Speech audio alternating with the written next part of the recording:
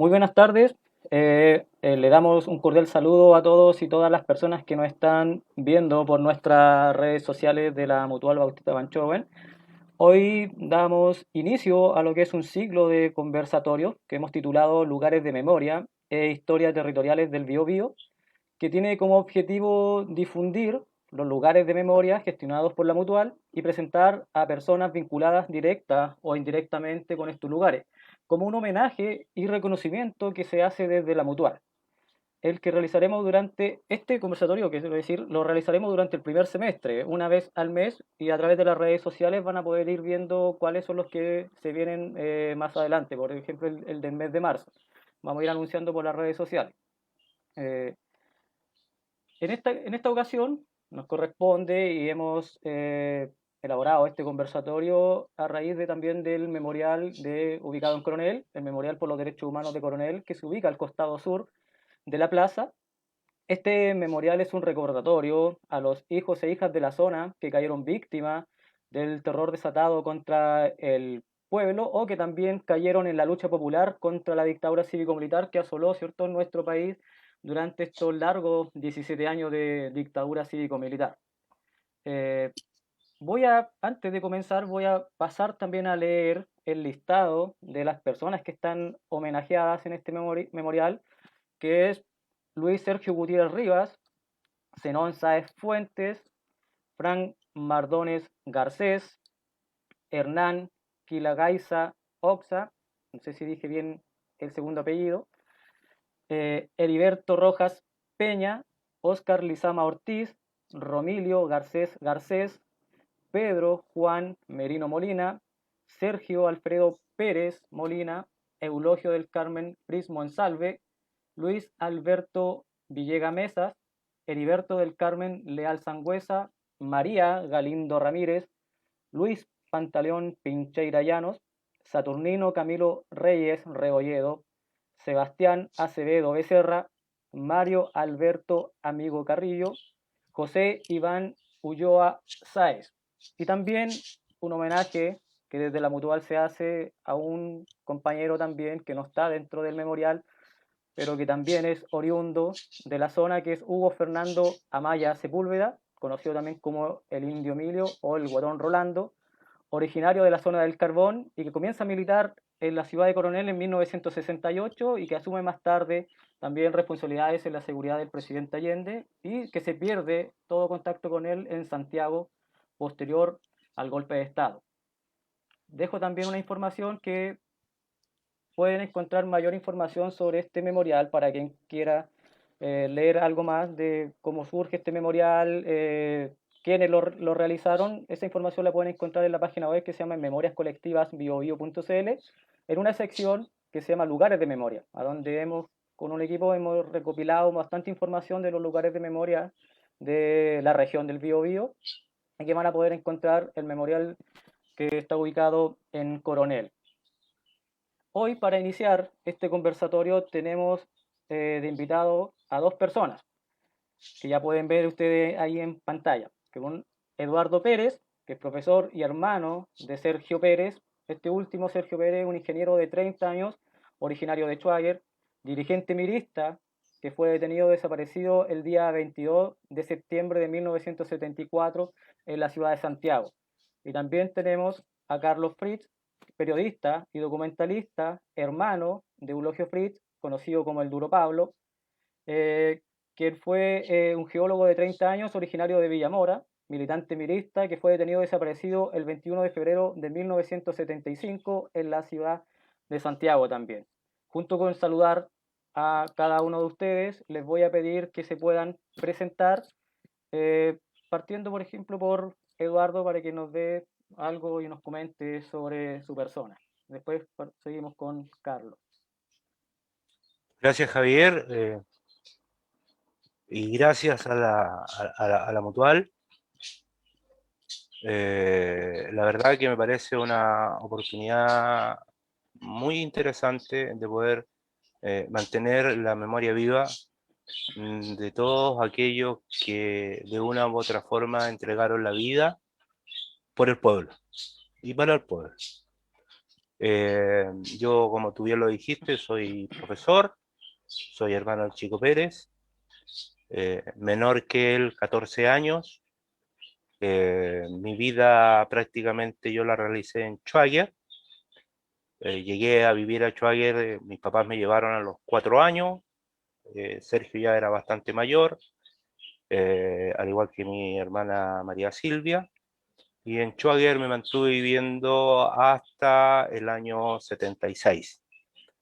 Cursé mis estudios básicos en la escuela de Maule, la escuela 13, eh, que hoy día también es una escuela líder en temas de derechos humanos, lo que me parece pero espectacular. Y bueno, dejemos a Carlos ya para que se presente y en el transcurrir de la conversación iremos contando más pasajes de nuestras vidas. Sí, vamos a ampliar ahí esa información y todo ese en el diálogo. Carlos, dejamos contigo para que te puedas presentar también. Correcto.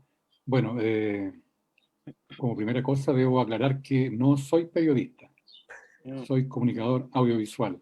¿Mm? Y prácticamente me he desempeñado como camarógrafo y director de programas de televisión. ¿Mm? Eso es lo que he hecho en mi vida. Bueno, doy las gracias, como dijo Eduardo, al Mutual por esta posibilidad de entregar algunos antecedentes que espero que sean de importancia para los que nos ven o nos escuchan. Eh, He vivido, como les contaba anteriormente, mientras hacíamos las pruebas, siempre en Coronel. ¿Mm?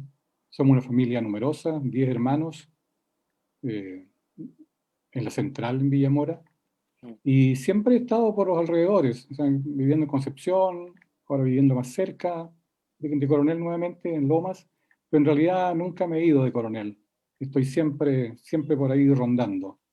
Entonces, obviamente yo creo que me atrae la personalidad de mi hermano, más que nada, la que siempre me mantiene, ¿no es cierto?, en esta atmósfera y cercano a este mundo que es Coronel, Lota, las minas y todo ese pasado histórico que tiene nuestra zona. ¿Mm? Un pasado potente ahí en la zona del carbón. Así Así que es. ahí también vamos a ir profundizando con el avance aquí de este conversatorio en lo que también es la zona. O sea, si bien estamos dialogando sobre un memorial, sobre estas personas, pero son personas que también estaban dentro de un lugar, o sea, de una zona específica, que en este caso es Coronel. Y que Coronel en los años 60 ya también tenía una bastante importancia como zona minera, como zona de trabajadores. Entonces, eso lo vamos a ir también profundizando a medida que vayamos avanzando. Yo ahora les voy a explicar un poco que esta entrevista tiene como tres patitas, por así decirlo, que una tiene que ver con que vamos a dialogar sobre la persona, o sea, sobre ambos hermanos de ustedes, Eulogio y Sergio. Vamos a ir dialogando sobre esa etapa como ya un poco más personal, por así decirlo. Una segunda parte tiene que ver más que nada con su militancia, con su tema político de cada uno de ellos dos. Y finalmente, eh, que lo conversamos también antes de salir al aire acá, que era sobre la transmisión, la importancia que tiene también todo esto que vamos a conversar acá y que también hemos conversado en otras circunstancias, que cómo se puede proyectar también todo ese quizás trabajo político, toda esa enseñanza que entregaron ambas personas, y no solamente ellos dos, sino que también acá lo que estamos haciendo es tratar de conmemorar a varios compañeros y compañeras a través de estos dos compañeros que estamos hoy día dialogando, pero que sobrepasa esto y va mucho más allá, o sea, son muchas más personas y compañeros y compañeras que estuvieron presentes en esa etapa, en esa época, y que también cayeron durante la dictadura cívico-militar a nivel nacional. Entonces, esas son como las tres aristas, las tres partes que vamos a comenzar a dialogar. Por eso voy a partir con Carlos y le quiero preguntar que si nos puede quizás describir a grosso modo cómo era tu hermano, incluso la relación que tenían ustedes dos en el entorno quizás familiar, antes incluso del tema político, que nos pueda describir, nos puedas contar esa etapa.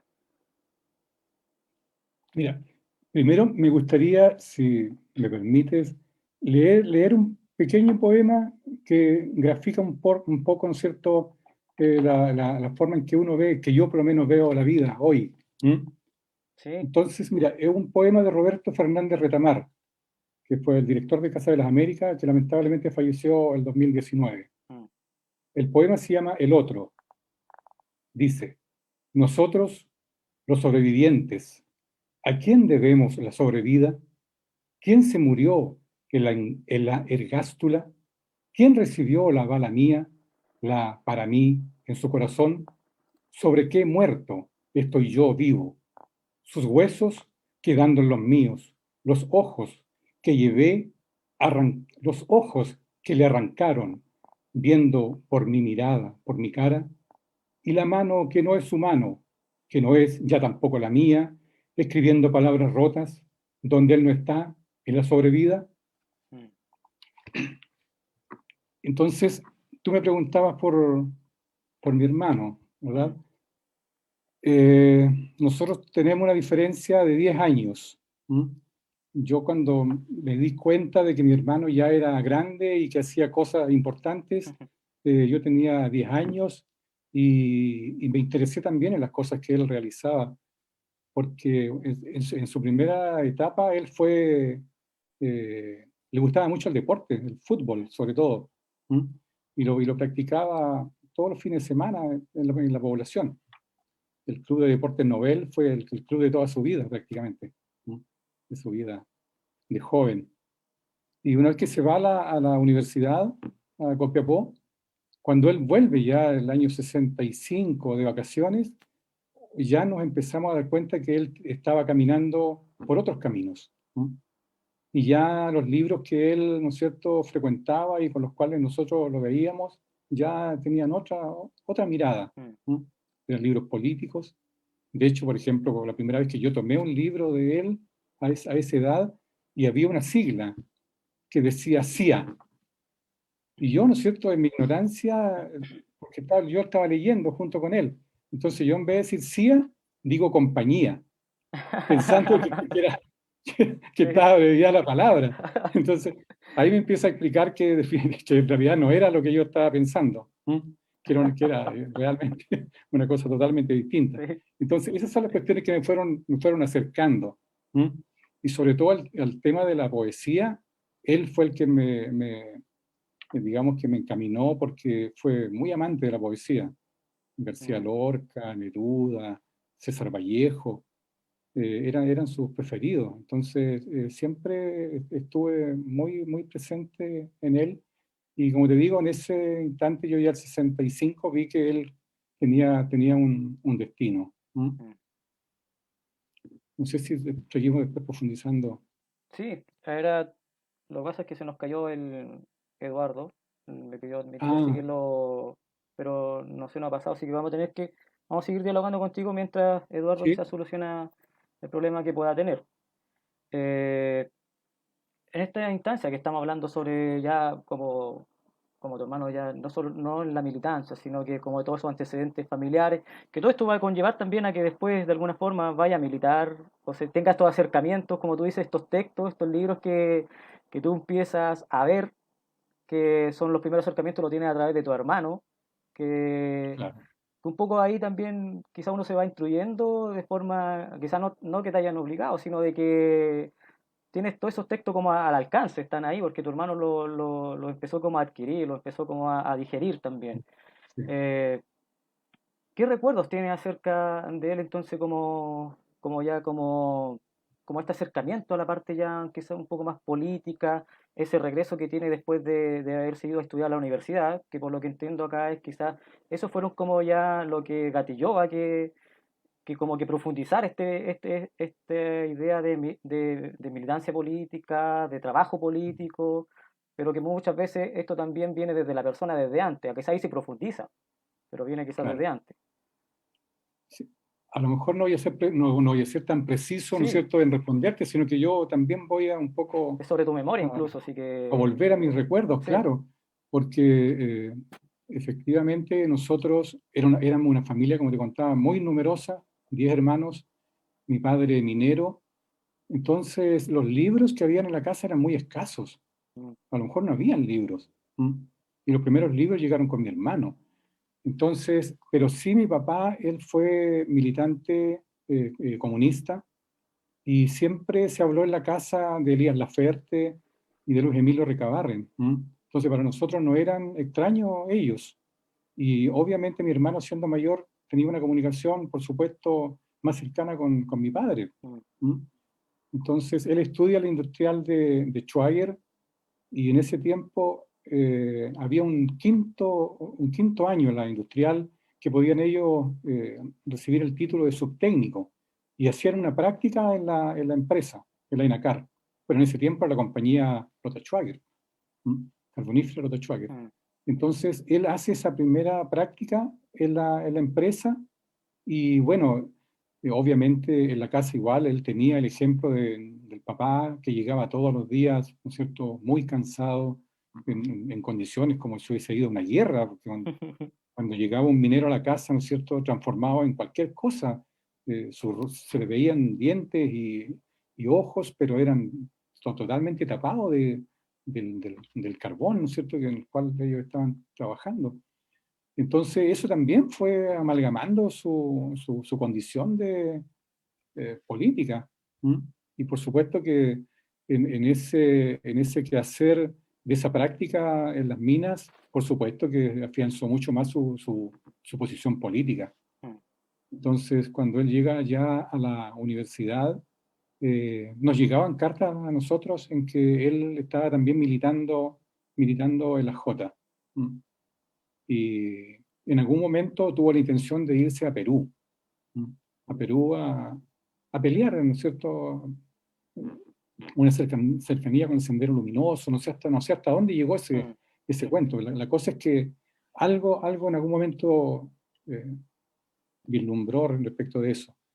Y ya el 66, yo lo veo en las vacaciones caminando con un amigo que tenía, que es Juan, el Peneco que le decimos nosotros, caminando por las calles y intercambiándose libros y documentos. Y ya el 67 mi hermano ingresa definitivamente a las filas del MIR. Y de hecho en el libro de Pedro Naranjo aparece, ¿no es cierto?, como uno de los primeros miristas de la zona del carbón. Y desde ese momento ya mi hermano pasa definitivamente a ingresar las filas y hasta el final, ¿no? Sí. Ahora estamos ya, creo que ahí se está sumando Eduardo. Eduardo. Vamos a esperar que se conecte, pero mientras comienza a aparecer ahí Eduardo, tú me comentabas ahora recién el tema de que, si bien quizás también Eulogio profundiza su tema político en la universidad, me hablaste de tu padre, o sea, también ahí hay algo, o sea, las primeras acercamientos, no sé si tu papá alguna vez militó o solamente este acercamiento que tuvo tu hermano es porque tu papá fue obrero ahí, no sé, me gustaría que pudiera ahí comentar quizá Claro, eso. mi papá militó, ¿no es cierto?, en el Partido Comunista. Él trabajó, porque él venía de la zona de Arauco. Él trabajó, ¿no es cierto?, en Plegarias, las minas de carbón de Plegarias. Y en el 47, en el gobierno de González Videla, ellos tienen que trasladarse a Sí. Coronel. Algunos por motivos políticos, ¿no es cierto?, y otros definitivamente ya el carbón estaba, ¿no es cierto?, allá en la zona de Arauco un poco decayendo, y las minas de acá de Schwager estaban en pleno apogeo. Entonces se traslada a la zona. Entonces mi papá siempre, como te decía, su discurso y para él el tema eleccionario, por ejemplo, era súper importante. Para él era toda una motivación transformarse en ese tiempo en un caballero, y se ponía su mejor terno, corbata, su sombrero, que siempre usó para ir a votar por sus candidatos, que eran los candidatos del Partido Comunista, por supuesto. Entonces siempre, a pesar de que de que no profundizaba, ¿no es cierto?, en la dialéctica ni en la teoría, pero siempre él estaba hablando de que, ¿no es cierto?, de que era la izquierda, que era el Partido Comunista, por los cuales nosotros teníamos que, porque ahí estaba la fuerza para luchar contra los ricos y todo. Era un discurso bastante simple, pero sin embargo tenía esa enjundia que uno de repente necesita Se para empuje. involucrarse también. ¿Sí? Así transcurría la vida. Tenía ese empuje. Ahí viene el tema también, como dices tú, de tu papá. Eso permeó también en tu hermano, en ti, en la familia. O sea, si ya militaba también en un partido, ustedes quizás tuvieron ahí, además tuvieron un acercamiento quizás a algún otro texto, alguna otra noción de lo que significa la política, ese traslado a coronel también, sobre todo, como dices tú, que el tema, no sé, el tema minero en la zona de Arauco estaba como en descenso y en la zona de Coronel y Lota ya estaba como, entre comillas, como en aumento también ahí, entonces igual es fundamental ese trabajo que empieza a realizar tu padre y que va permeando a tu hermano y que también va permeando a ti mismo. O sea, ahí te pregunto, así como, ¿tú después de esto también militaste en ese momento, en esa época, en algún partido? Claro, yo estudiaba en la industrial de Lota, y claro, militaba en el FER, Mm. ¿Eso en qué año? y en el año 71, Mm. 72, 73. Entonces, para mí igual era porque es adolescente y uno muchas veces, ¿no es cierto?, el hecho de que mi hermano ya era dirigente, ¿no es cierto?, del MIR en la zona, encargado de algunas situaciones en el tema sindical. Mm. Entonces, de vez en cuando, él le tocaba ir a dar algunas charlas de motivación al liceo. Y el presidente del centro de alumnos, de apellido Leiva, que también era del FER, él una vez iba a ir el duro Pablo. Oye, viene el duro Pablo a darnos una clase, la cuestión, ¿no? Tenemos que estar atentos aquí porque este compadre es súper ocupado y tenemos que estar nosotros concentrados en lo que él diga y todo. Y yo no podía decir que era mi hermano, po. Tenía que quedarme callado, ¿no? Porque obviamente la compartimentación tenía que funcionar también. Sí. En ese tiempo ya la cosa era así. Mm. Entonces yo que ganas de decir, oye, ese es mi hermano. Entonces, pero tenía que mantenerlo. Mm. Entonces, cuestiones como esa también a mí me fueron marcando. Y obviamente que la única instancia en la cual milité fue esa. No milité en ningún otro partido, ni tampoco tengo la intención. Entonces, sigue siendo el pensamiento que adquirí prácticamente de niño, que lo he mantenido hasta ahora. Mm. Gracias a la enseñanza y a la forma en que yo vi que mi hermano se entregaba y en la forma en que él veía cómo había que producir los cambios en este país, ¿no? Que como comentábamos, en la zona minera realmente era, era, era fuerte el tema de la pobreza. Si Sí. hoy día nosotros vamos a Coronel y vemos una ciudad bastante más bonita, más Distinto. pujante tal vez, pero en ese Mm. tiempo la pobreza era realmente fuerte. ¿Mm? Mm. Entonces, de esa cuestión uno se fue empapando. ¿Mm? Y por supuesto, mi hermano Fue ahí, como- ahí tuvo sus primeras lecciones también. y fue también un pilar como fundamental en tu formación. Exacto. Mm.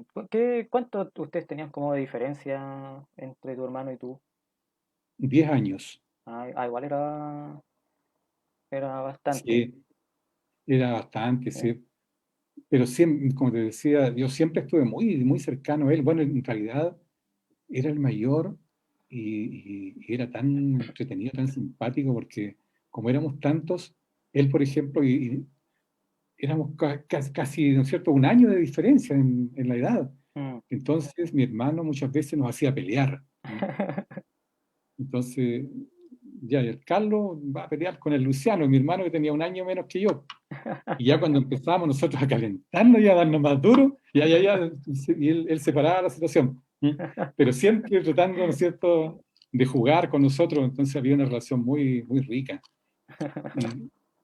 Y, y claro, y las veces que él ganó sus lucas también, sus primeros sueldos, también fue súper generoso con nosotros.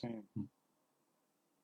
Mi primer jeans, que en ese tiempo, los años 70, tener un Wrangler o un Lee, era pero extraordinario. Entonces mi primer jeans lo tuve gracias a él. Él me lo regaló. Entonces, quedan gestos, ¿no es cierto?, de ese tipo. Y cuando, bueno, en uno de sus paseos de curso, cuando todavía estaba en industrial, viajó a Uruguay, Argentina y Uruguay por su curso, el colegio, digamos, el liceo, la Escuela Industrial de Chuague, eso, perdón. Y ahí me trajo también un sombrero de Uruguay y un reloj marca Mono. Lamentablemente lo perdí, pero nunca me he olvidado de la marca del reloj. Entonces, claro, imagínate, yo era chico, 10 años, 11 años, y ya él tenía esa cualidad de acordarse de su hermano y de dejarle algo. O sea, realmente fue un ejemplo de hermano. Sí, me parece que ahí se está conectando el Eduardo. Mira, yo también tenía una pregunta que acá la estoy viendo también en las redes sociales donde estamos transmitiendo, que ¿por qué ese apodo del Duro Pablo, de tu hermano? Mira, yo en realidad nunca he investigado sobre ese tema, pero conversando, ya nos vamos a acercar un poco a la de la dictadura, ¿no es cierto? Juan Peneco, que era su compañero entrañable, él me decía que Eulogio, él tenía esa condición de cuando asumía algo, lo asumía a plenitud. No era de las personas, ¿no es cierto?, que iba a decir algo y que después no, ¿sabes qué? Vamos a hacer de otra manera. Él como que tomaba decisiones y era como bien drástico en ese tema. Entonces yo creo que por ahí puede ser también. ¿Me escucha? Era de esa manera en que él asumía sobre todo la militancia. Para él, ¿no es cierto?, era una religión el tema. Tenía que ser de esa forma. Entonces, pero más allá, no, fíjate, no le preguntaba a compañeros que seguramente hay compañeros que militaron con él, como Enzo Lamura, por ejemplo, que debe tener algún antecedente respecto de eso. Seguramente él en algún momento podrá dar mayores luces respecto de eso. Pero para mí, ¿no es cierto?, yo lo veo como desde ese punto de vista, que, ¿no es cierto?, lo que él intentó realizar, lo realizó, ¿no es cierto?, con toda la fuerza y sin claudicar en nada. Sí. Algún día vamos a tener que conversar ahí con Enzo para corroborar si... Pero yo también creo que puede ir por ahí como dices tú, si tiene como ahí ¿cómo se llama esto? Concuerda ahí más o menos, quizás como dices tú, con la persona de tu hermano y con ese apodo que le pueden haber puesto. Algún día lo vamos a conversar ahí con Enzo. Sí. Ahora, ahora que ya pudimos volver a conectar con Eduardo, también le vamos a hacer las preguntas para que podamos hablar también de Sergio y que nos pueda contar y describir también cómo era Sergio y tu relación que tenías con él. O sea, acá conversamos con Carlos y la relación y también incluso la diferencia de edad, pero que esa diferencia de edad tampoco se notaba mucho porque igual tenía una buena relación.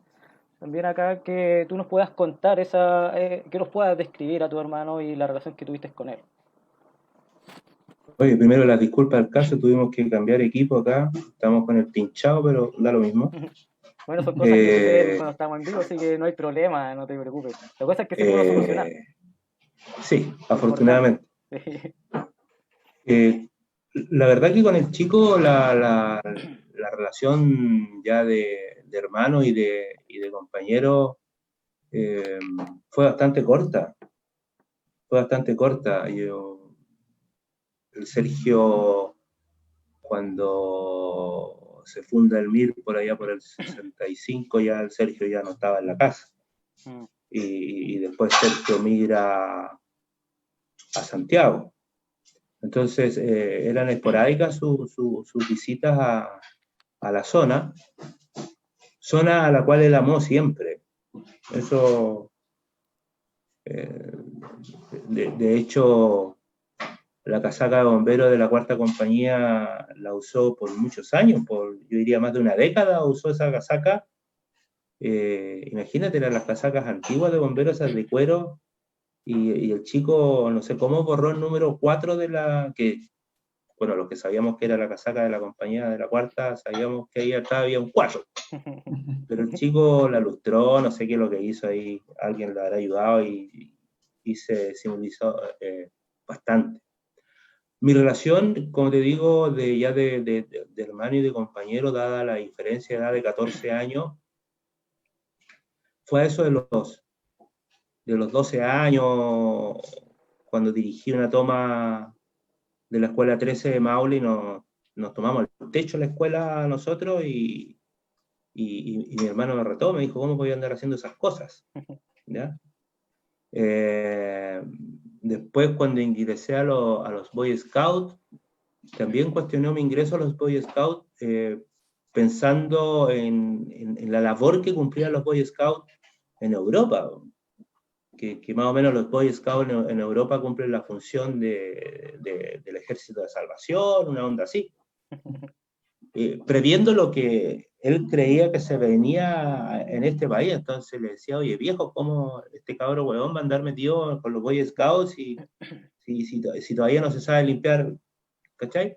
Entonces, ya después ya cuando yo ingresé a la enseñanza media y empecé a participar del FER de forma bastante activa, en Concepción principalmente, yo estudié en el Liceo Enrique Molina, ya ahí ya tuvimos algunos encuentros ya más de compañeros y con algunas pequeñas misiones como repartir el rebelde en la zona de Coronel, ¿cachai? De hecho, el 11 de septiembre en la casa habíamos recibido el día, si mal no recuerdo, el 9 de septiembre habíamos recibido alrededor de 3.000 rebeldes que teníamos que distribuir y mi mamá tuvo que prender las 4 chimeneas de ahí de la casa en Schwager para poder deshacerse de eso. El Sergio en general era un buen chico, era un tipo muy simpático, a pesar de ser bajo, yo soy el alto de la familia, yo fui un centímetro más alto que el chico, ¿ya? Y yo soy bastante bajo. Y el Sergio tenía mucha aceptación del género femenino también, y se dejaba querer harto, ¿eh? Se dejaba querer harto. Y sus características del líder, yo creo que nacen dada su situación patológica. El chico cuando fue niño, de acuerdo a lo que me contaron la Mireya o el Eduardo, mi papá, el Sergio sufría de asma, lo que le imposibilitó durante toda su juventud e infancia practicar deportes, sobre todo aeróbicos, porque se ahogaba. Entonces, todo ese tiempo él lo dedicó a leer. Y en mi casa se leía mucho El Occidente, que es el libro, las publicaciones que hace la masonería, mi papá era masón. Entonces, se leía El Occidente constantemente. Además, mi papá tenía una biblioteca, como buen profe normalista antiguo, socialista, dirigente, fundador del SUTE, etcétera, etcétera. Había mucha literatura en mi casa. Unos de los que más gozaron la biblioteca en Chuague fue el Peruca Aguilera, Alfredo, y Alejandro Sea, ambos profesores de la zona, muy queridos, prácticamente hermanos nuestros, y ellos quedaron asombrados de la tremenda biblioteca. Yo creo que de ahí nace toda la formación del chico, ¿ya?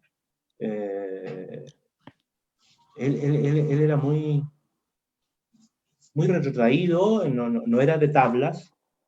El chico, lo pueden ver, lo pueden estudiar, seguir. El chico nunca aparece en la tribuna del MIT. Él tiene solamente una destacada participación en la tribuna cuando crea el primer centro de alumnos del Liceo de Coronel. Y después de esa elección se produce una marcha que termina en el muelle, ahí en Coronel, donde el chico se sube a una grúa de esa época que creo tener la certeza que todavía existe esa grúa, y algo se quiere hacer con esa grúa, y ahí el chico se manda su discurso, ¿ya? Fue el primer centro de alumnos del Liceo Coronel cuando, en esos años, y lo comentábamos anteriormente, lo dirigía el señor Salamanca, y abajo de él parece que estaba, no sé cuál era su título, subdirectora, subrectora, no sé, la señora Alicia Lazarovich, ¿ya? Pero eso más o menos el chico, y le gustaba cantar también, él cantaba mucho, le gustaban los tangos, al chico le gustaban los tangos, le gustaba cantar tangos cuando él era joven, ¿ya? De acuerdo a lo que me contaba mi mamá, que aún vive acá con nosotros, tiene apenas 98 años la vieja, pero todavía está viva y bueno, la memoria le juega el problema de tener 98 años nomás, pero está bien. Y todavía me cuenta muchas anécdotas del Sergio, muchas. Debe tener muchas, sí. Sí, tiene unas pocas. Tenemos algunas pocas. Sí, me imagino. Eduardo, te quería preguntar antes de volver a Carlos, un poco también del tema familiar. ¿Ustedes fueron siempre oriundos de ahí de la zona? No, ¿Cómo fue también esa relación? Quizás como, porque conversaba antes con Carlos de que al estar en la zona de Coronel también se genera también ahí un tema político, independiente que venga también incluso de un tema familiar o de la misma persona, pero también eso genera de que este activismo político también tenga mayor participación, porque se veía constantemente toda esa desigualdad con los trabajadores de Coronel. No sé, te pregunto a ti si es que algo pasó similar, de qué zona eran ustedes. a ver, nosotros llegamos de Chañaral, o sea, de Copiapó. Mi papá, profesor, estudió en la Abelardo Núñez hasta la revuelta de la Chaucha, de ahí lo relegaron a estudiar a Chillán, terminó en la normal de Chillán, y de ahí se fue a Chañaral, encuentra a su negra, a la Mireia, se casan, nace la Silvia, la María Silvia, nace Sergio. Mi padre, director de la Escuela Consolidada de Chañaral, de ahí se va a inaugurar la escuela número 1 de Copiapó. De Copiapó salta inmediatamente a inaugurar la escuela de la Fundición Paipotes. Ya ahí, mi papá toda la vida socialista, toda la vida, dirigente socialista, dirigente como te dije anteriormente, fundador del SUTE, Sindicato Único de Trabajadores de la Educación. Sergio ya en esos años ya tenía una formación política sólida, ya los valores estaban, ya la lucha contra la desigualdad estaba planteada en su vida. De hecho, cuando llegamos al año 60 a Schwager, y esto no es de Sergio, sino que la vivencia que yo tengo, me acuerdo, llegamos y el 60 o el 70% de los trabajadores de la mina de Schwager eran analfabetos. Y eran los tipos que trabajaban al lado del barretero y colocando los tiros y no sabían leer ni escribir. Entonces, ¿cómo manejaban esas situaciones? La miseria que se veía detrás del muro que dividía a Schwager de la colonia era impresionante. Yo no sé si tú sabes que ahí existió un muro igual como el que dividió a la Alemania Oriental. Existió un muro donde había una puerta de no más de 70 centímetros, y para la ley seca se colocó un riel entre medio, entonces la gente tenía que pasar de costado, y era para evitar el tráfico del vino, porque los viejos lo traficaban en fubres de neumáticos en la cintura, ¿ya? Y ahí Sergio hizo grandes amistades, me acuerdo en estos momentos de la familia Esquivel de la colonia. ¿ya? Eran amigos nuestros, entonces la gente de mejor pasar en Choa decía, pero ¿cómo se van a juntar con ellos? Si ellos viven atrás del muro. Y yo ya chico, yo era un pendejo chico, pero yo ya me daba cuenta de esa situación que yo no lo entendía. Yo no lo entendía, de verdad. ¿Ya? Después, al pasar los años, evidentemente lo entendí. Y bueno, y Sergio, como te digo, nace el primer centro alumno del Liceo Coronel. En esos años militaba en la Juventud Socialista ya. Después se sale de la Juventud Socialista y se crean todos estos grupos chicos como la Vanguardia Organizada del Pueblo, el BOP, el Espartaco, la Juventud Radical Revolucionaria, etcétera, etcétera, etcétera, que fueron al final los que confluyeron y forman el MIR. Pero todos ellos venían de ahí. Sergio inmediatamente cuando entró a la universidad se fue a vivir a Concepción al tiro. ¿Ya? Y ahí se juntó con el Miguel, con el Pollo, con el Edgardo Enrique, con Luciano, El Bauchi. con el Bauch. Me faltan un par de nombres más, y un primo hermano nuestro que también estuvo metido fortuitamente ese día que se dice, oye, sabemos del BOP, sabemos del Espartaco, sabemos de socialistas, sabemos de aquí, sabemos de... Bueno, nosotros somos un movimiento de izquierda, y de ahí nace el nombre del MIR, ¿ya? Eso es lo que relata mi primo hermano, que nunca militó en el MIR, pero que tuvo la oportunidad histórica de estar en el momento que se crea el MIR. No sé, tengo para contarte así como 3 horas, pero... Sí, ahí vamos a seguir dialogando. Vamos a entrar ya incluso a las militancias, a este acercamiento ya de cada uno de ellos dos. Por eso le pregunto a Carlos que Casiel, dentro de incluso lo que recuerda, que si nos puede comentar si es que tú sabes más o menos cómo llegó a militar al MIR el Eulogio, algún recuerdo que tú tengas sobre eso. Claro, mira, primero siguiendo un poco con la desigualdad que contaba Eduardo, efectivamente en el tema, por ejemplo, los trabajadores mineros sufrían de una discriminación tremenda, porque en Lota, por ejemplo, había piscinas para los ejecutivos, para los empleados, pero no para los trabajadores, no para los obreros. Nosotros teníamos que bañarnos en la playa o en cualquier lugar donde encontráramos un poco de agua, algún charco por ahí, no había problema. En Mao le pasaba lo mismo, o sea, poblaciones especiales, espectaculares para los ejecutivos, ¿cierto? Pero no así para los trabajadores, que en el fondo eran los que entregaban la riqueza. Entonces, obviamente que habían ejemplos como para ser de izquierda y tratar de cambiar el mundo. Mira, para mí, por lo menos lo que he conversado con Juan Peneco, que es como mi hermano mayor que tengo desde hace mucho tiempo, él me cuenta que él parte primero en esta cercanía al MIR.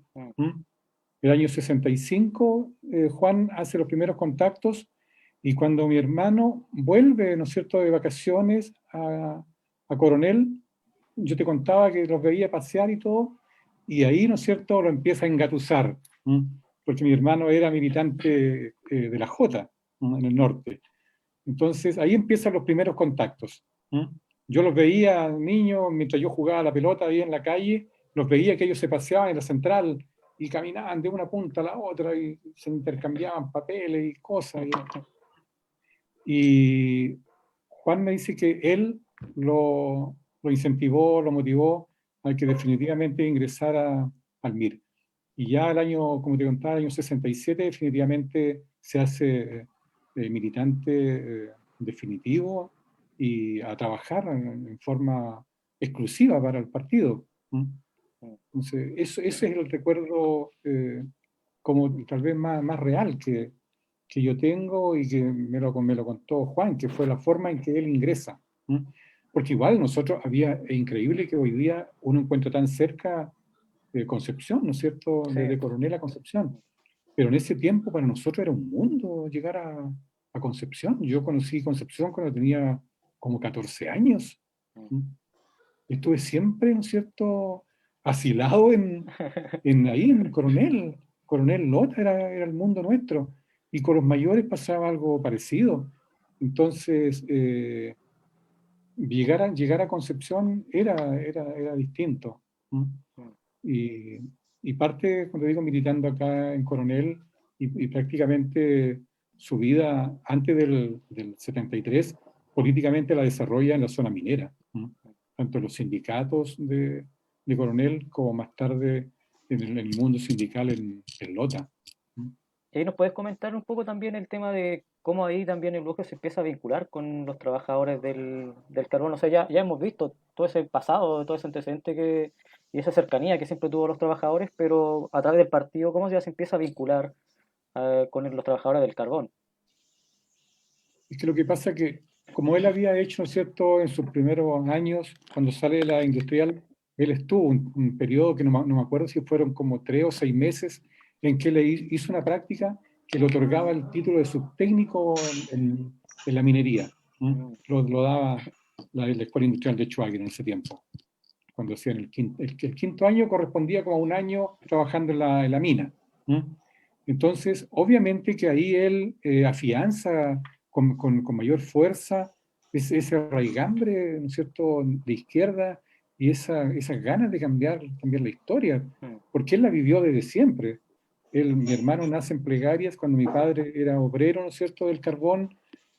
Se vienen a Coronel después del 47, un poco perseguidos con el gobierno de González Videla y por la crisis del carbón allá, pero siempre, ¿no es cierto?, está en la retina la explotación, porque se vivía en carne propia. Estaba mi padre explotado todos los días. Entonces, en las condiciones que él llegaba a la casa, ¿no es cierto?, y que tenía que desdoblar horas para poder hacer las lucas y alimentar a como decía mi madre, que no sé de dónde inventó la palabra, grinillón de hijos. Entonces, y obviamente tenía que él esforzarse en eso. Y Eulogia ahí tuvo la materia gris, ¿no es cierto?, para definitivamente tomar las banderas que él toma. Y por supuesto, como te decía, el mundo de los mineros él ya lo conocía. Entonces no fue tan difícil vincularse cuando ingresa al MIR y que empieza a tomar tareas de acercamiento y a crear sindicatos. Y bueno, el FTR llega en un momento, tanto en Coronel como en Lota, a disputarle los lugares de honor al Partido Comunista, que había sido por décadas, ¿no es cierto?, el que mandaba. Sí. Pero sin embargo, ya en la época del 70, ya el FTR era súper potente. Y era una fuerza que cada vez crecía y crecía. Entonces ese fue un trabajo, ¿no es cierto?, que también estuvo vinculado mi hermano, bueno, y un montón de otros dirigentes de esa época. Pero él se vinculó en ese mundo porque también tenía antecedentes concretos y directos, porque había estado dentro de ese mundo. Era ahí la persona clave también para poder generar este vínculo, si ya tenía todo ese antecedente, tenía toda esa noción, ese conocimiento, lo había vivido en carne propia, todo el tema del mundo del trabajador, a través de tu papá también. Entonces igual fue ahí una persona clave también en esta vinculación, cuando surgen los frentes de masa como el FTR y todo lo que tú estás comentando. Ahora también le pregunto a Eduardo, también lo mismo, o sea, tú comentabas, Eduardo, que este acercamiento incluso con jóvenes viristas, antes de que surja el virus, cuando tu hermano se va a la universidad, también que si nos puedas comentar cómo llega también incluso Sergio a militar también en el MIR, cómo llega a militar en el MIR y también cómo se llega a vincular después con el comité central. A ver, Sergio es fundador del MIR. Sí. Sergio no llega a militar al MIR. El Sergio es uno de los 7 u 8 que formaron el MIR. ¿Ya? Por eso te decía que el Sergio nunca fue, tribuna, cada uno cumplía su rol ahí. Luciano en su minuto era el vocero, después tuvo que pasar a ser Miguel, después estaba el Pollo por otro lado, el Baucha también estaba por otro lado, pero Sergio era más del aparato logístico, y después fue el comandante. Sergio fue el comandante. De hecho Sergio era el encargado de recibir a todos aquellos que viajaron a la isla a tener su preparación. ¿Ya? Y Sergio era el que los recibía ya. De hecho, Sergio es el comandante Pérez en Cuba, y tiene un alto reconocimiento, no solamente del gobierno cubano, sino que del pueblo. Por lo que yo te decía, que el Sergio era muy, muy afable, muy simpático, tenía mucho carisma, era bien encantador el Sergio. ¿Ah? Envidiable era su dentadura. Hasta el día que el chico lo asesinan, el chico no tenía ni una carie. Ni una carie, nunca pasó por un ortodoncista. El chico tenía los dientes así de artista de cine. Entonces, llamaba mucho la atención eso. Ahora, la vinculación, digamos, del Sergio para llegar junto a los otros hermanos a conformar el MIR, es porque los partidos no estaban dando el ancho de lo que se buscaba. ¿Ya? No estaban dando el ancho, no lo estaba dando el ancho. La crisis que tiene el Partido Socialista cuando prácticamente se le van toda la juventud socialista es tremenda, que han sido 2 crisis grandes, ¿ya? Fueron causales mayúsculas para crear un movimiento con conciencia social, ¿ya? Y que más adelante en el proceso que vive el MIR, cuando el MIR toma una dirección de un socialismo más latinoamericano, ¿ya? Porque se distancia del socialismo, comunismo ruso, ¿ya? Y comienza a trabajar más ya podríamos llamarlo así, en lo que el Che quería para la América, ¿ya? Pero esa es, digamos, la forma como el Sergio pasa a ser uno de los fundadores del movimiento de izquierda revolucionario. Que tenemos que decirlo, se funda, me olvidé el nombre de la pensión, pero se funda en una pensión en Concepción. ¿Ya? En este minuto no me acuerdo de eso. Y volviendo a lo que decía Carlos, las separatas que habían en la zona del carbón eran terribles.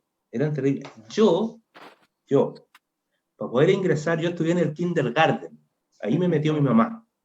Porque yo por nada del mundo quería estudiar con mi papá, porque mi papá era demasiado estricto.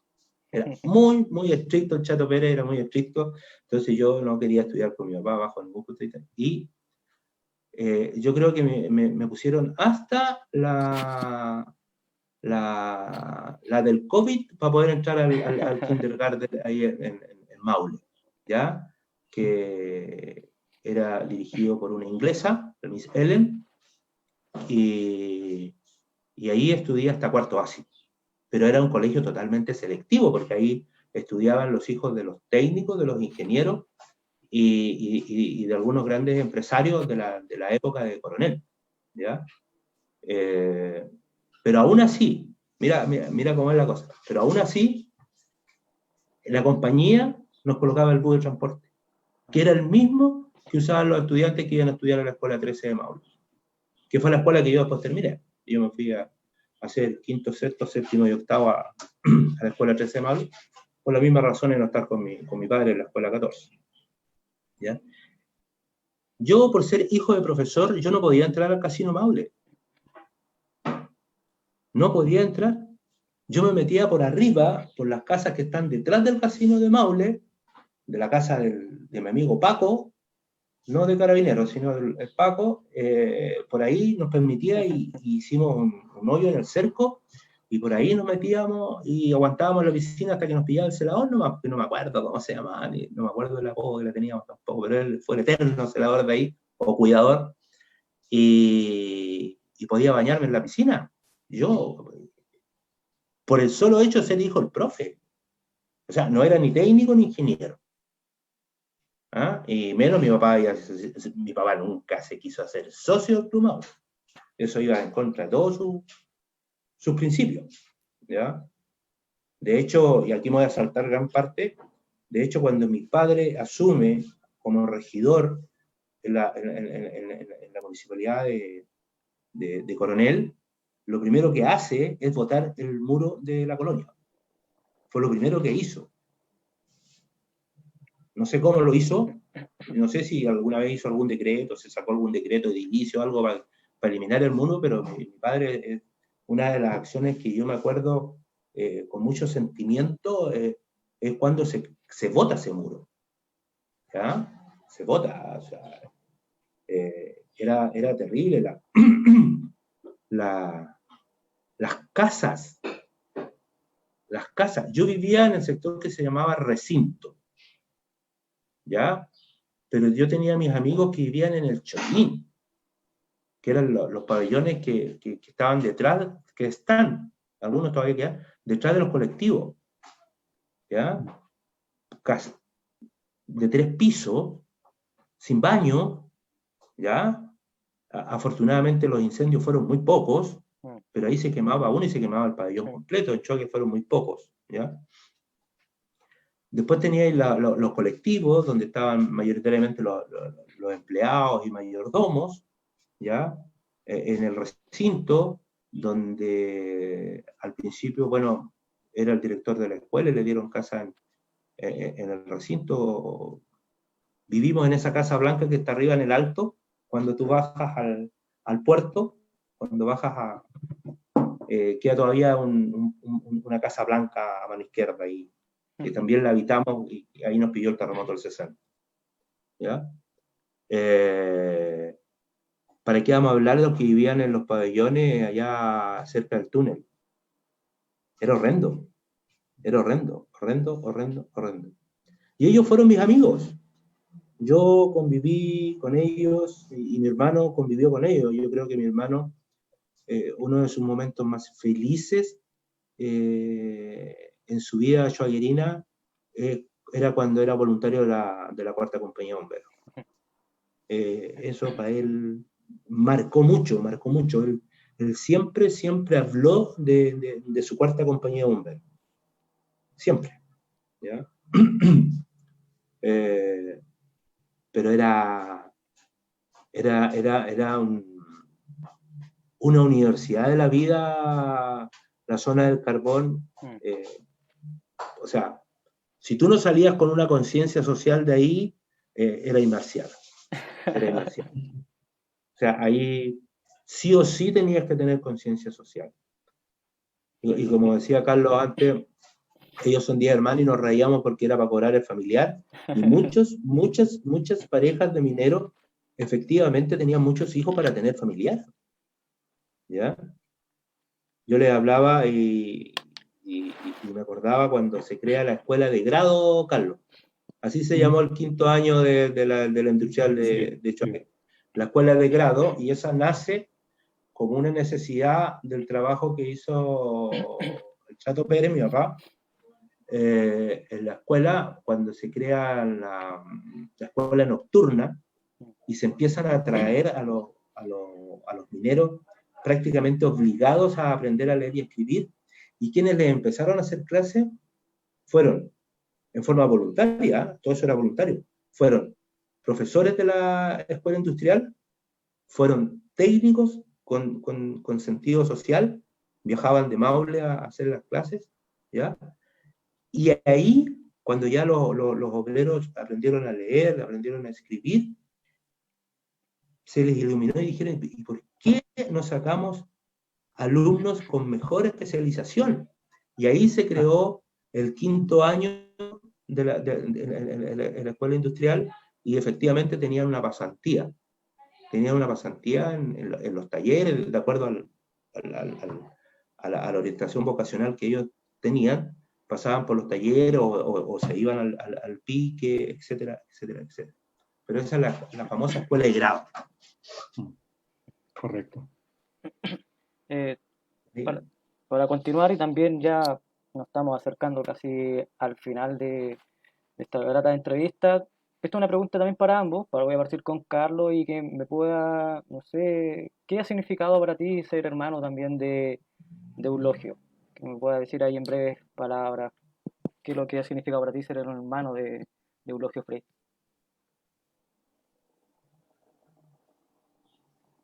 No sé, fíjate, en realidad no... son tantas las cosas, porque en realidad mi vida ha girado en torno a su figura. Entonces no sé si soy parte de su reencarnación hoy día, pero me siento que, no sé, sí, creo que en realidad las cosas que trato de realizar, siempre estoy pensando en si él las habría hecho, y es como, ¿no es cierto?, como la luz que siempre me está indicando el camino y me está señalando algunas cosas que tengo que realizar. O sea, yo creo que desde que tengo razón y que lo conocí, ¿no es cierto?, porque en mis primeros años en realidad a mí era tan grande porque, no sé, es como que antes el hermano mayor era una figura tan inmensa que para uno era casi inalcanzable. Entonces, pero cuando empecé a conocerlo, de que yo podía aprender de él, hubo una cercanía bastante grande. Entonces, todo lo que fui aprendiendo, todo lo que fui conociendo en la vida, ¿no es cierto?, fueron enseñanzas que él me fue entregando. Entonces, como te contaba, los libros que leí fueron gracias a él, y mis primeros libros propios también fueron libros que él me regaló. Entonces, mi vida gira en torno a su figura, y para mí, ¿no es cierto?, es mi héroe. Qué bonita palabra hacia tu hermano, o sea, emocionante también. Me permito también ahí emocionarme también con tus palabras hacia tu hermano, que todo este relato que hemos estado conversando hasta ahora, has planteado el tema de la importancia que tuvo tu hermano en ti, en lo que tú incluso eres ahora, en tu formación, ya sea política, ya sea como persona, que incidió bastante. Entonces, como digo, me permito ahí también emocionar en lo que tú mencionas, porque encuentro muy bonitas tus palabras en decir que era un héroe para ti, tu hermano. Que bueno, la misma pregunta también se la dejo planteada a Eduardo, que en breves palabras que me pueda sintetizar ahí un significado de la importancia incluso también de tu hermano Sergio.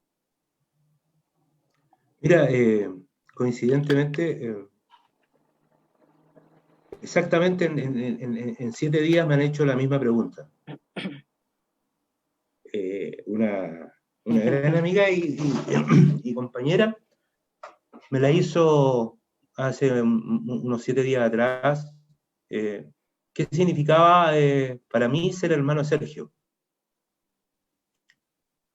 Entonces le digo, mira, primero es un orgullo, ¿ya?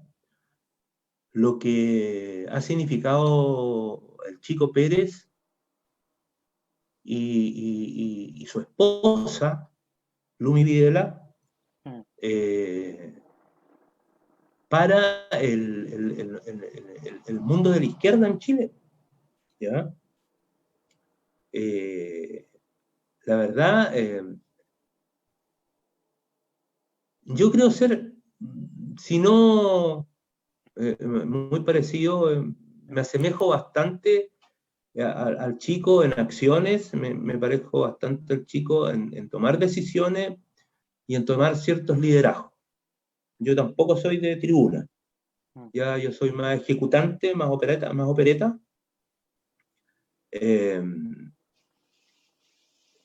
La vez que fui a La Habana, y donde fui a ver a una compañera, me dijo, por favor, siéntate.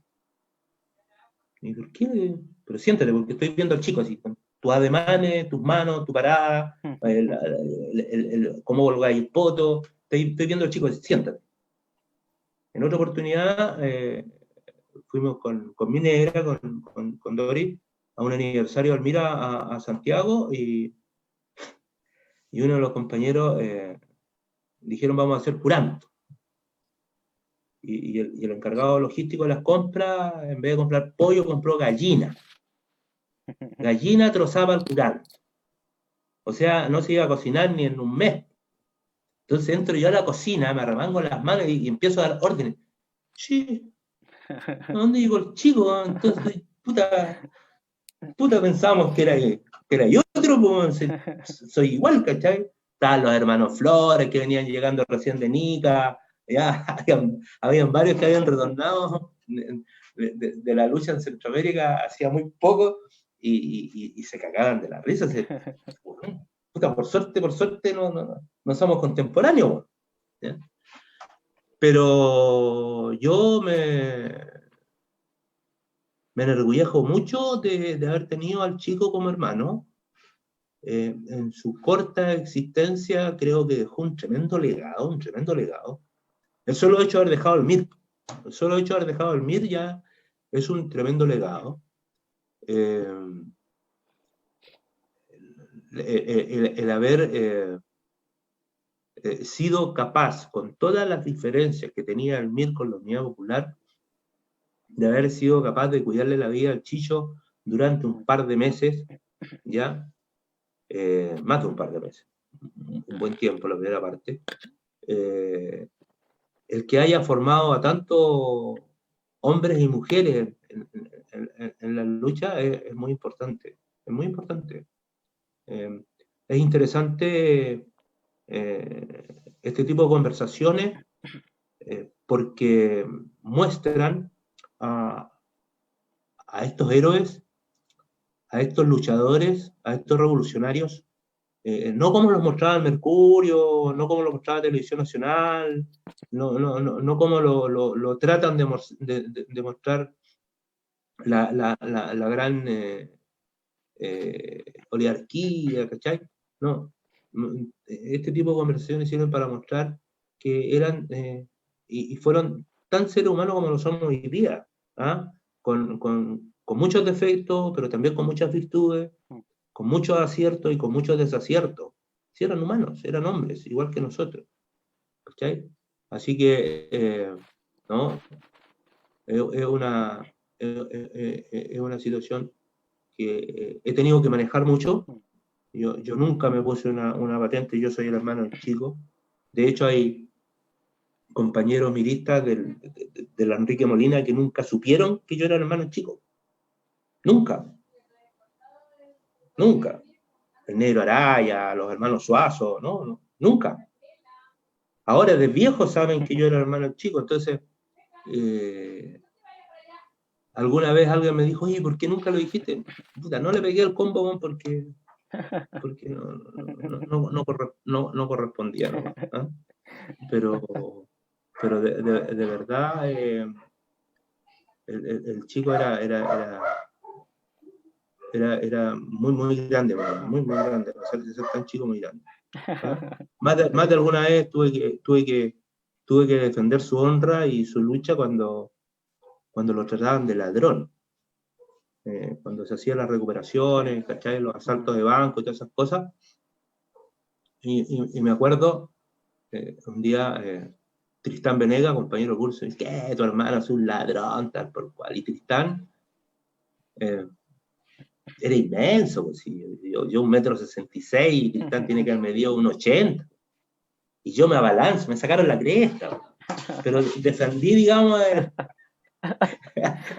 el hecho que hayan tratado de ladrones. Vos sabés decir lo que significa lo que están haciendo. ¿Ah? Pero ahí hay una anécdota muy buena en los asaltos, ¿eh? Muy buena. Eso puede significar ahí otro conversatorio. No, son anécdotas. Hay harto que se puede... Dime, Carlos. Se hace corto el tiempo, disculpa. Sí. Porque hay claro, me acordaba de anécdotas, por ejemplo, un coronel cuando se tomaron la panadería del Progreso, la del Coño Sánchez. Sí, pues. ¿Cierto? Y le entregaron pan a la gente por una buena cantidad de tiempo. el campamento Luis Emilio Recabarren, por ejemplo, la salida de Coronel también es gracias a las políticas de acción del MIR. Entonces hay gente que tiene su casa ahí gracias a esa instancia. Gracias al trabajo. Bueno, no quería dejar pasar un hecho de que uno de los dolores de mi hermano fue cuando matan a Arnoldo Ríos en la universidad. Sí. Uno de los dolores que siempre a él lo persiguió, porque fueron muy amigos, muy compañeros, militaron juntos, hicieron muchas cosas juntos. De hecho, el hijo mayor de mi hermano se llama Pablo Arnoldo por Arnoldo Ríos. Entonces quedó para siempre ahí el nombre de Arnoldo. Y ese fue siempre para él un dolor que lo llevó hasta el final, la muerte del compañero, porque él estaba presente en ese momento cuando matan, ¿cierto?, la Ramona Parra a Arnoldo. Entonces también hubo situaciones como esa que también lo entristecían. Sí.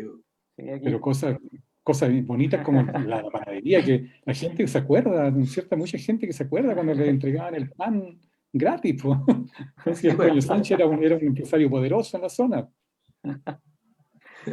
Pasaron esas cosas. Sí.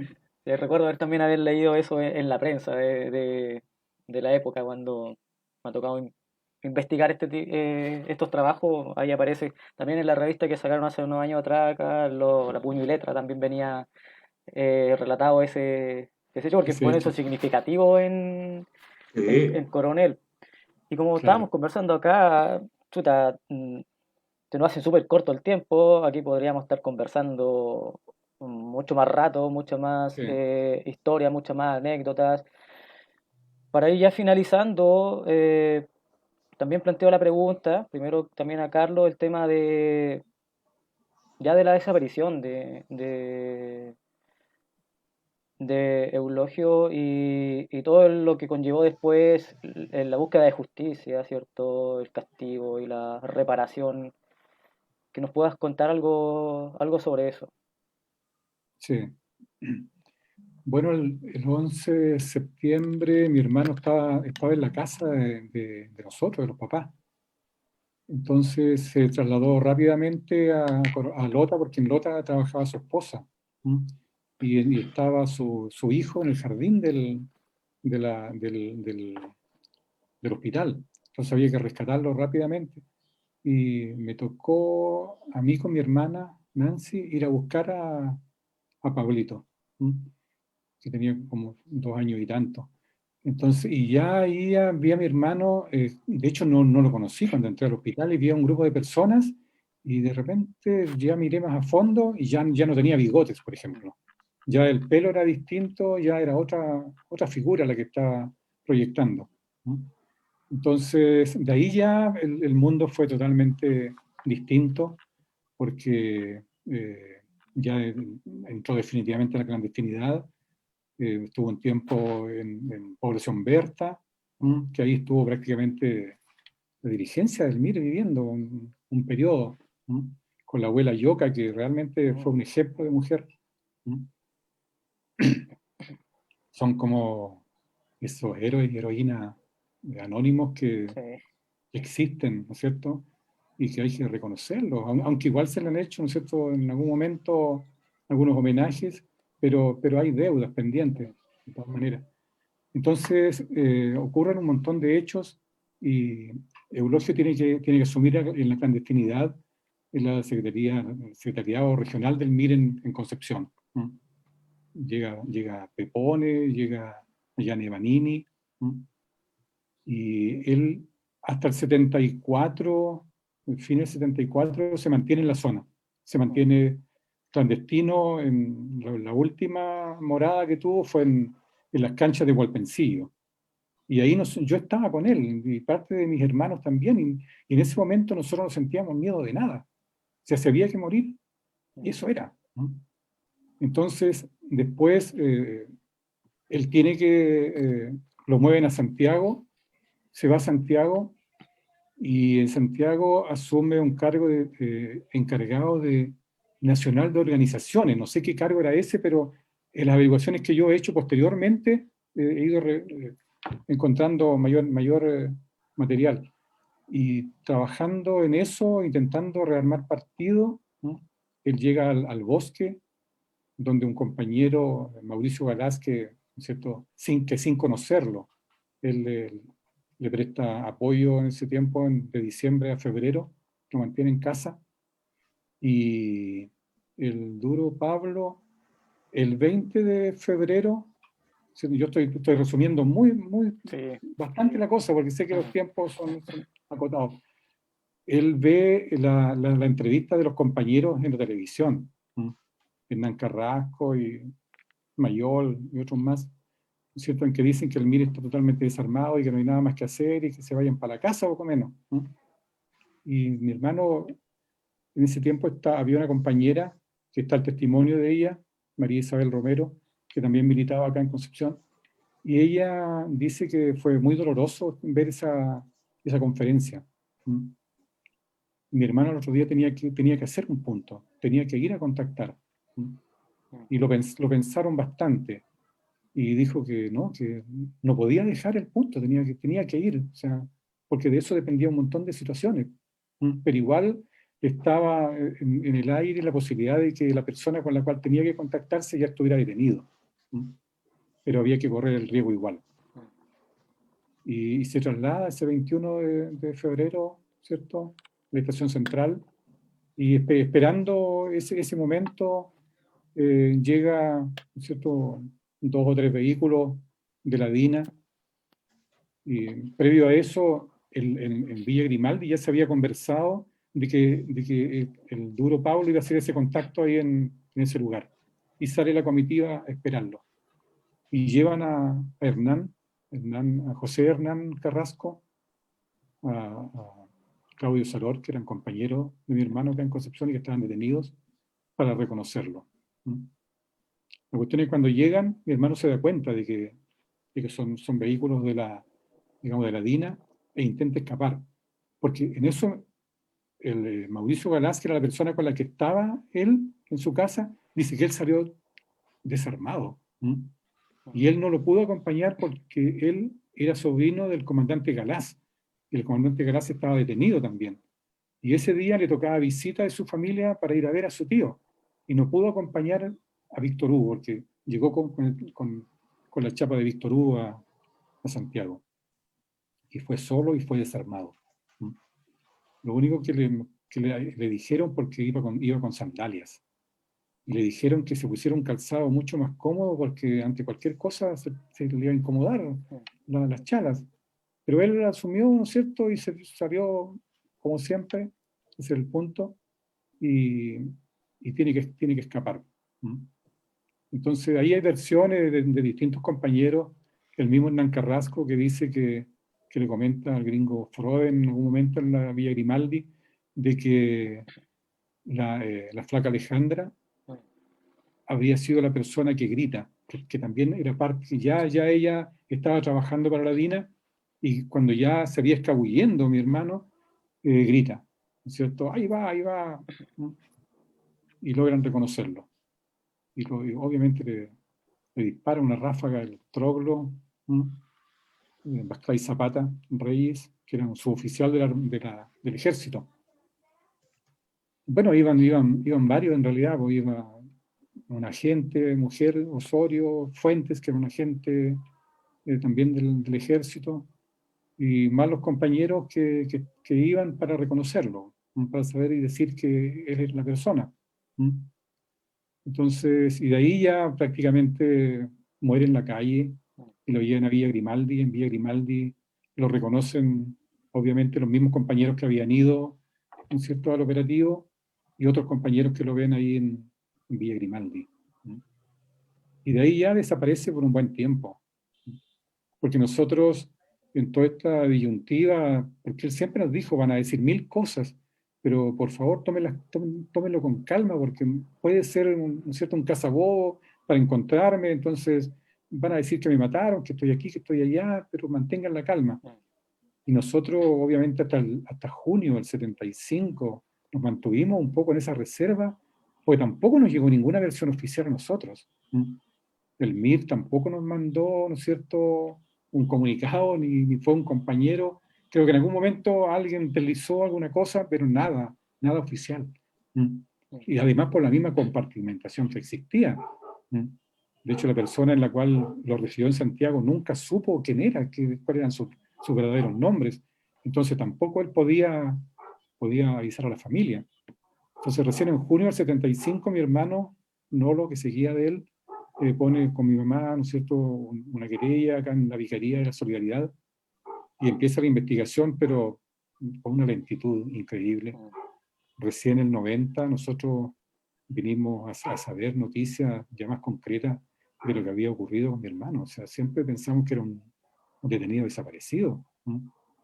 Entonces ahí ya se sabe que efectivamente lo matan, lo llevan a Villa Grimaldi, después lo llevan al patio 26, al cementerio, lo tienen un tiempo sepultado, lo sacan, lo tiran a un incinerario y se acabó.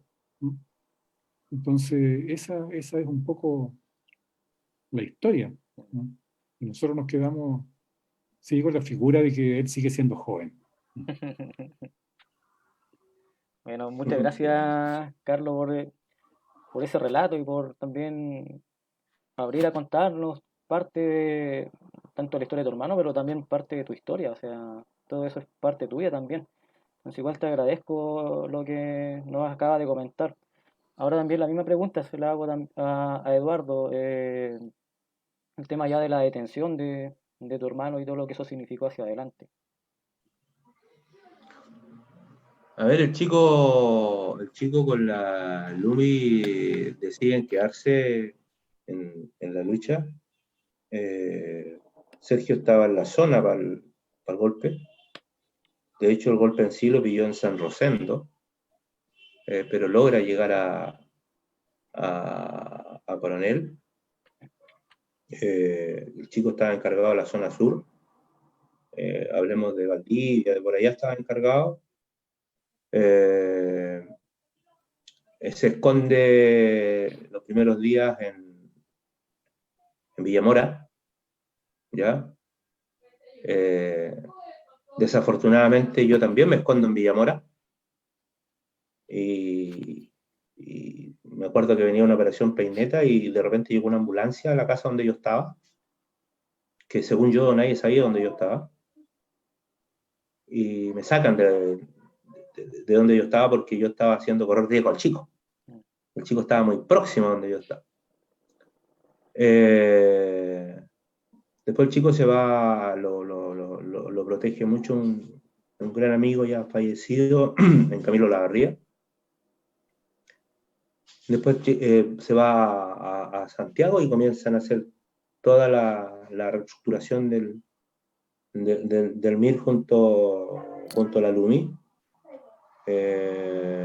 Finalmente, entre tanto, la LUMI un día se encuentra con mi papá en Santiago y es la última vez que uno de nosotros ve al chico vivo y a la LUMI viva.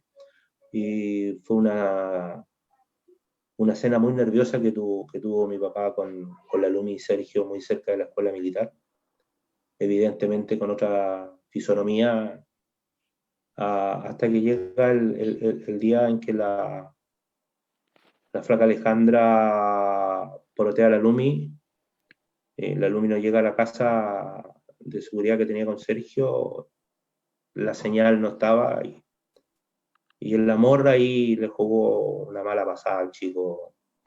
Prevaleció el amor ante su seguridad y al final el chico en un afán de ir en su rescate se mete una ratonera nomás.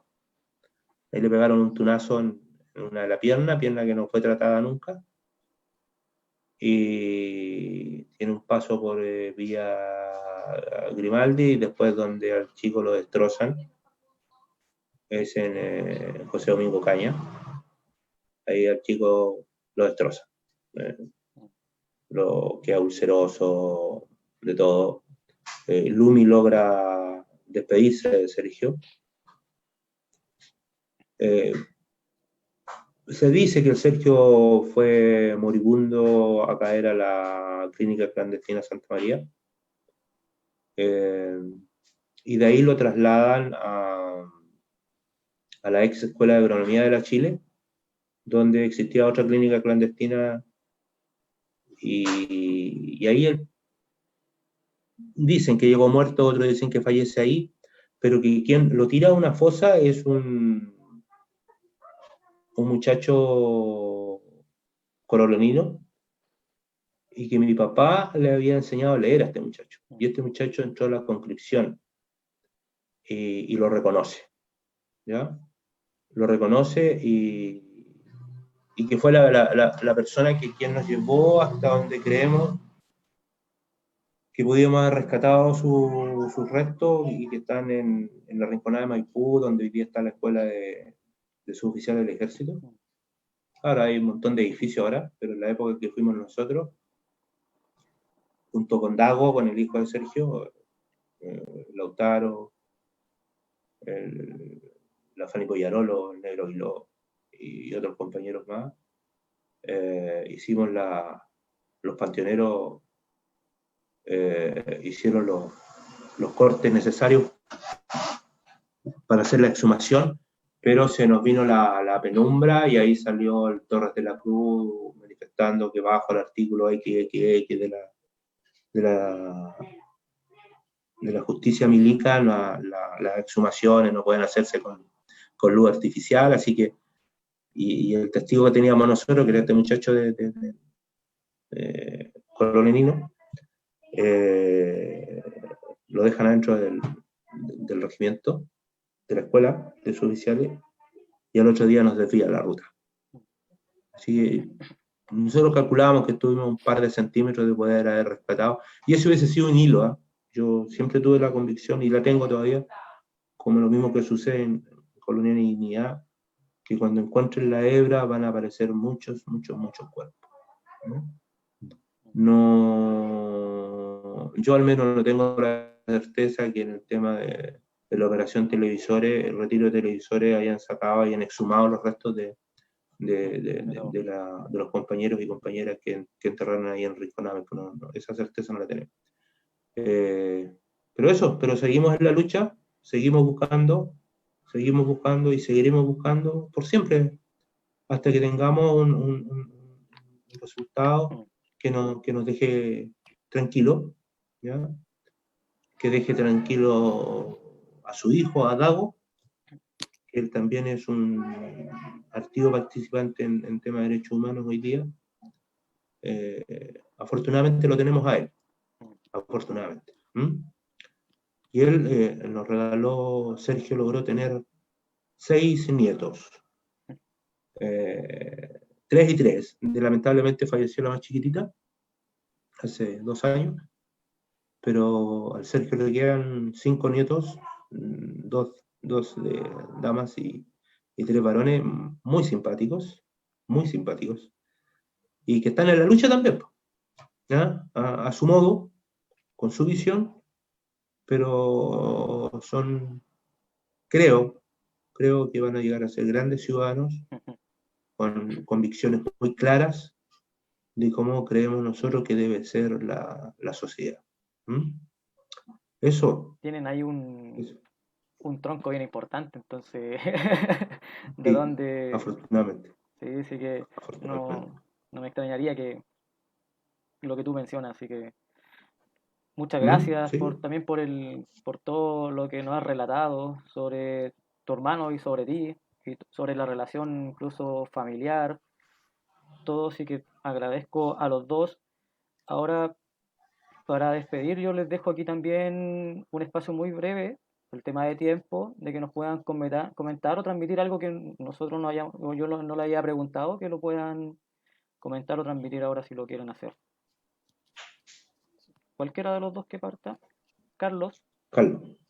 Mira, se me había olvidado comentar, ¿no es cierto? Y en el fondo también homenajear a mi cuñada, esposa del Duro, Grisneri, que ella estuvo detenida en la isla Quiriquina, también fue militante del MIR en la zona.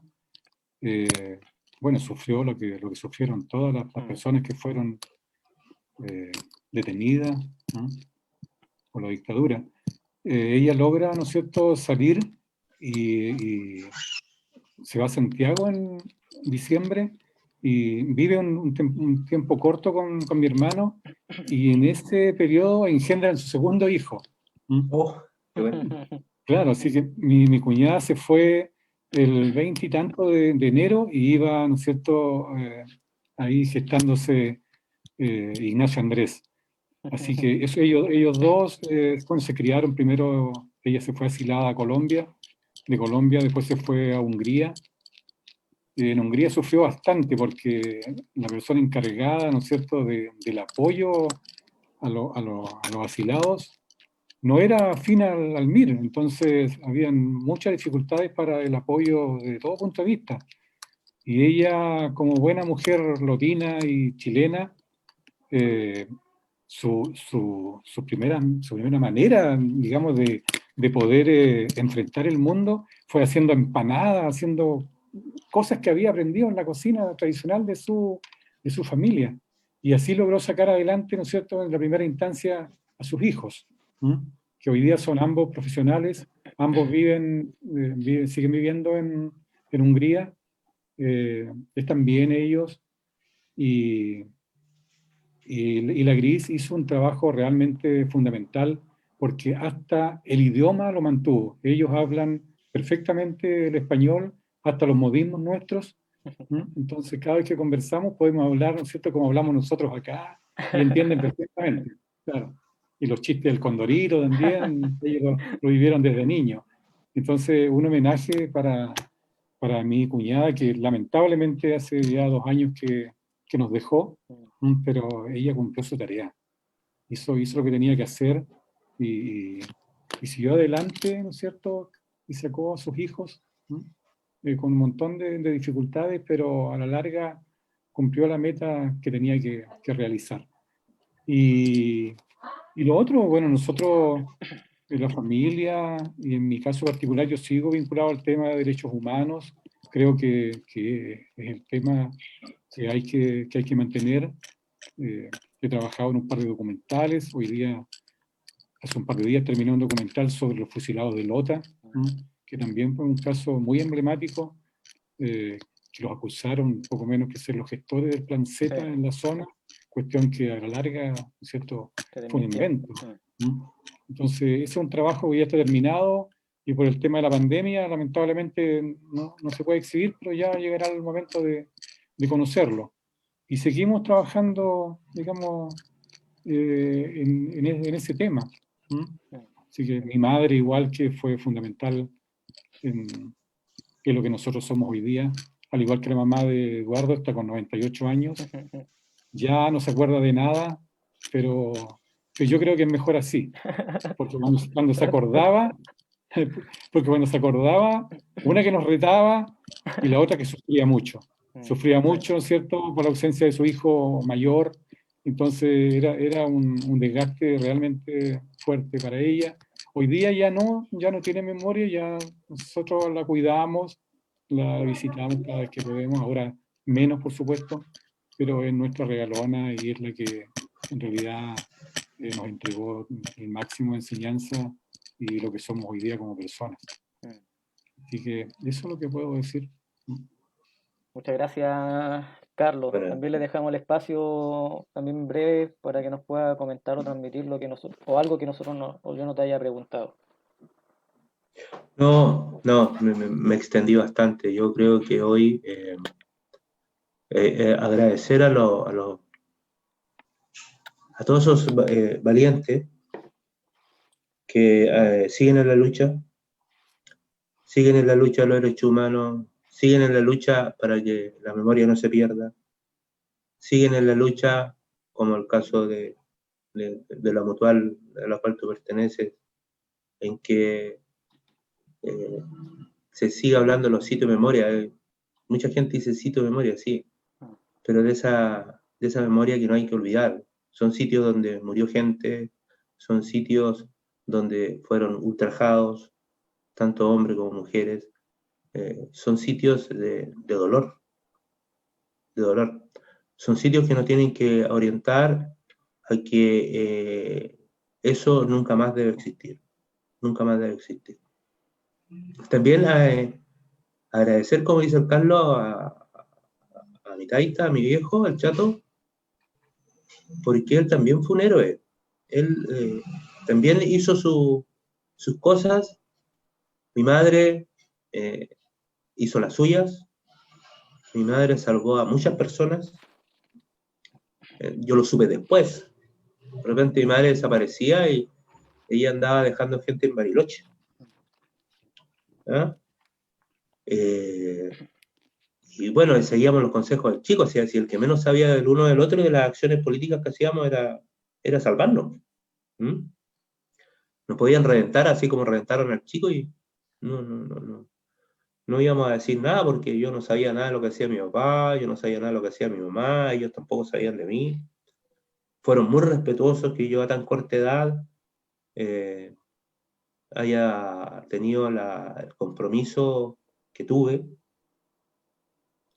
Me acordaba del tema del documental que está haciendo, que te acaba de terminar Carlos. No estoy seguro, Carlos, si esa es cuando le sacan y sale la foto en el sur con los fusiles tomados Sí, por los mineros. Yo sí. estaba preso en la prefectura en Conce cuando le sacaron esa foto. ¿Ah? Cómo les amarraron los fusiles eran tres, si mal no recuerdo. 4. ¿Cuatro? Mm. Que aparecen en la foto del diario. Y yo decía, estos conches de su madre, ¿cómo mienten? ¿Cómo mienten? Y me van a perdonar la expresión, pero no hay otra, digamos. ¿Ah? ¿Cómo se prestaba gente gente igual que yo, que por el solo hecho de vestir un uniforme, y otros que se creían no sé qué cosa, por el hecho de no vestir uniforme, maltrataban y montaban esas truculencias. A mí nadie me va a decir, nadie me va a contar, digamos. Yo lo vi con mis propios ojos cuando estaba preso ahí, cuando le colocaron los fusiles a estos pobres viejos, porque esos viejos no eran ni siquiera militantes. No eran militantes, eran unos pobres viejos, los tomaron y le hicieron cosas.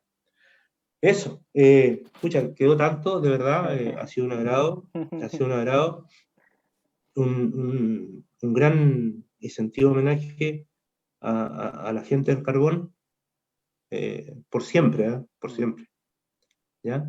Y a ustedes, a los de la Mutual, pucha, eternamente agradecido, de verdad. Muchas gracias, Eduardo, por tu comentario final también. Antes de que nos despidamos, voy a leer algunos comentarios que estaban aquí en las redes también porque algunos son Los saludos. buenos, sí. Uno en Rebeca da las gracias también por el conversatorio y también por el homenaje que se hizo hoy día en el conversatorio. La autora López también que dice que hermoso es este espacio de memoria y abrazo también a los invitados, a ambos.